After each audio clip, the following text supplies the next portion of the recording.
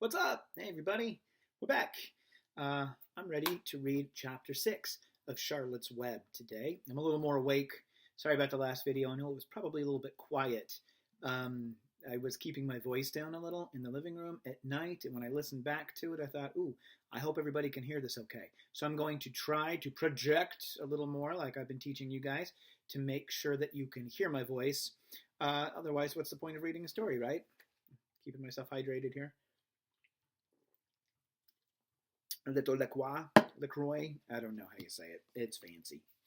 Okay, so today we're looking at chapter 6 called Summer Days. Summer Days. Wait, it's a totally different show.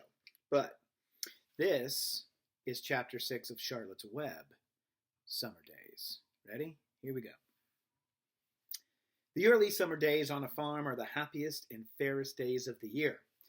Lilacs bloom and make the air sweet and then fade. Apple blossoms come with the lilacs, and the bees visit around among the apple trees. The days grow warm and soft. School ends, and children have time to play and to fish for trouts in the brook. Avery often brought a trout home in his pocket, warm and stiff and ready to be fried for supper. Now that school was over, Fern visited the barn almost every day to sit quietly on her stool. The animals treated her as an equal. The sheep lay calmly at her feet. Around the 1st of July, the workhorses were hitched to the mowing machine, and Mr. Zuckerman climbed into the seat and drove into the field. All morning you can hear the rattle of the machine as it went round and round, while the tall grass fell down behind the cutter bar in long green swaths. Next day, if there was no thunder shower, all hands would help rake and pitch and load, and the hay would be hauled to the barn in the high hay wagon, with Fern and Avery riding at the top of the load. Then the hay would be hoisted, sweet and warm, into the big loft until the whole barn seemed like a wonderful bed of timothy and clover. It was fine to jump in and perfect to hide in, and sometimes Avery would find a little grass snake in the hay and would add it to the other things in his pocket. Early summer days are a jubilee time for the birds. In the fields, around the house, in the barn, in the woods, in the swamp, everywhere love and songs and nests and eggs. From the edge of the woods, the white-throated sparrow, which must come all the way from Boston, calls, "Oh, Peabody, Peabody, Peabody," on an apple bough, and the phoebe teeters and wags its tail and says, "Phoebe, Phoebe."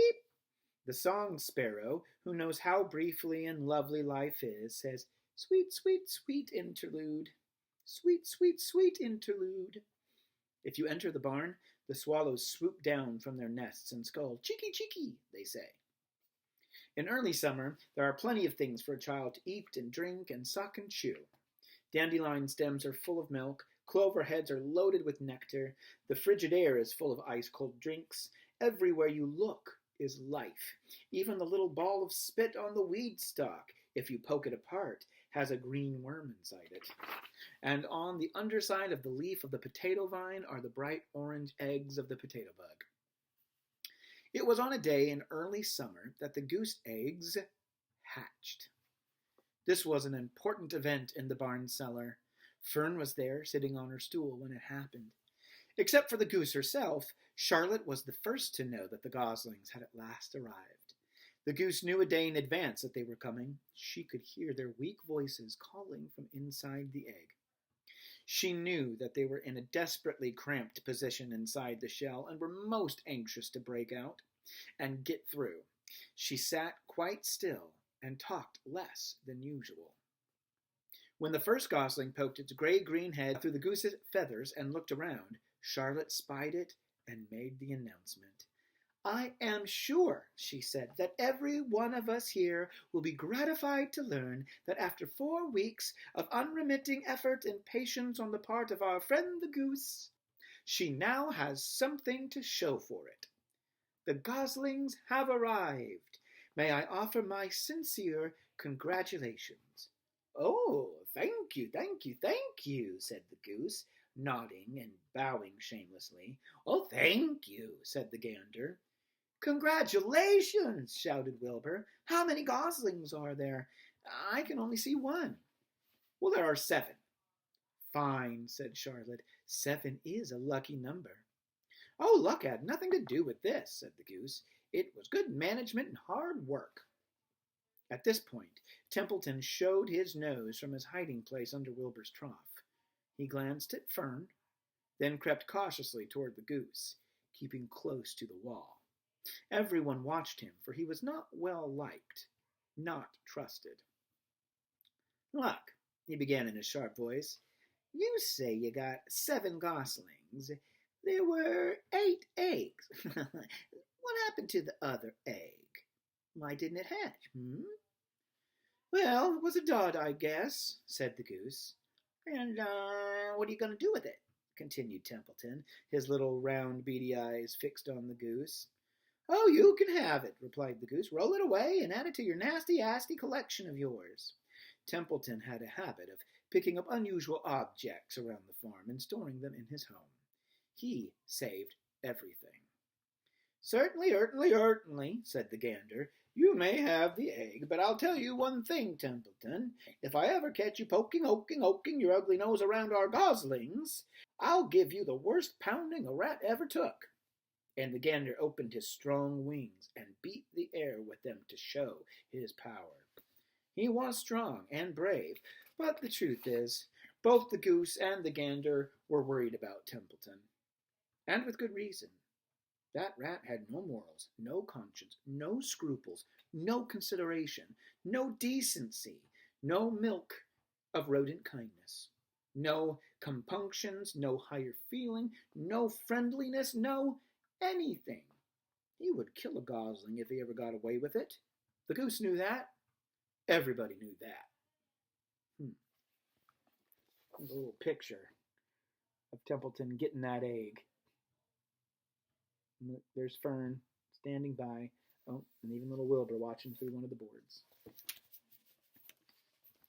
With her broad bill, the goose pushed the unhatched egg out of the nest, and the entire company watched in disgust while the rat rolled it away. Even Wilbur, who could eat almost anything, was appalled. Imagine wanting a junky old rotten egg, he muttered. Well, a rat is a rat, said Charlotte.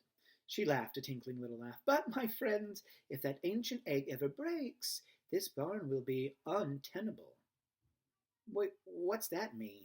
Asked Wilbur. It means nobody will be able to live here on account of the smell. A rotten egg is a regular stink bomb. I won't break it, snarled Templeton. I know what I'm doing. I handle stuff like this all the time. He disappeared into his tunnel, pushing the goose egg in front of him. He pushed and nudged till he succeeded in rolling it to his lair under the trough. That afternoon, when the wind had died down and the barnyard was quiet and warm, the gray goose led her 7 goslings off the nest and out into the world.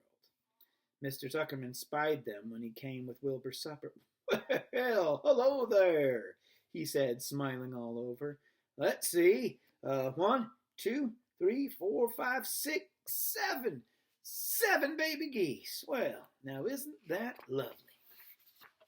And that's the end of chapter 6. Next we have chapter 7, which is entitled Bad News. We got another one of those chapter. Like I said, sometimes you need the hard stuff to happen to get to the good stuff that comes afterwards. So I'll be back with you soon to check out chapter 7, Bad News. Until then, bye-bye.